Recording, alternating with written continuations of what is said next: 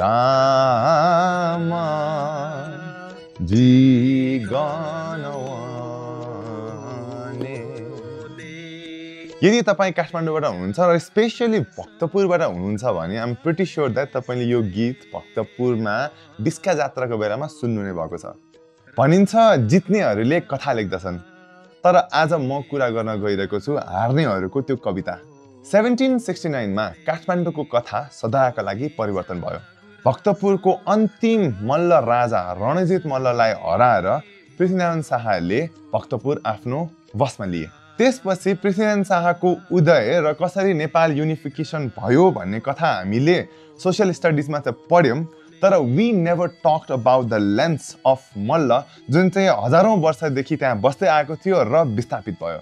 भनिन्छ जब पृथ्वीनारायण शाहले रणजित मल्ललाई आफ्नो ठाउँबाट निकाले, रणजित मल्ल आफ्नो परिवारसँग एउटा डाँडा पुगे र त्यसपछि भक्तपुरलाई त्यही डाँडाबाट हेरे।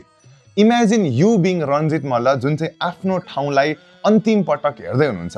आँखाभरि आँसु राखेर उहाँले एउटा कविताको रचना गर्नुभयो। त्यो कविता हो घटु सङ हो। आज म त्यही कविताको बारेमा कुरा गर्दैछु। थोठे जागु रस गबलेस दैमुखु भनेको यो जति भरिएको रस म जिन्दगीमा कहिले पनि भेट्न सक्दिन। राम जी गनौवनी, हे राम म अब कता जाउँ? जवे सोसा दाजु मधु खवे सोसा किजा मधु भनेको दायाँमा मेरो दाइ पनि छैन, बायाँमा मेरो भाइ पनि छैन। जी पापी अभागी, म यति अभागी किन? त पुखु नपुखु श्वेतका यहाँ जन्म कया दैव भनेको पोखरी हेर्छु भनेर मैले माछाको जन्म लिएँ। चण्डाल म खेय लाट जाल केका स्यातरे दैव। चण्डाल बाहिरबाट आएको एउटा पहाडी मान्छेले जालमा राखेर मार्यो मलाई।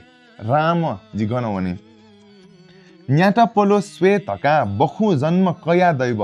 न्याटा पोलो हेर्छु भनेर परिवारको जन्म लिएँ मैले। चण्डाल म खेय मचा तुम्बा केका स्यातरे दैव भनेको चण्डाल पहाडी एकजना मान्छे आएर मलाई गुलेलले हानेर मार्यो। राम म कता जाउँ? सो धेरै जसो हामीले जित्नेको कथा सुनिरहेको हुन्छौँ भने यो घाटु सङमा बिस्का जात्रामा गाइने यो एकदम ब्युटिफुल दाफामा भने हार्नेको मजाको कविता राखिएको छ। सो त्यही भएर when you listen such दाफा songs please remember that यस्तो गीतहरू actually acts like time capsule.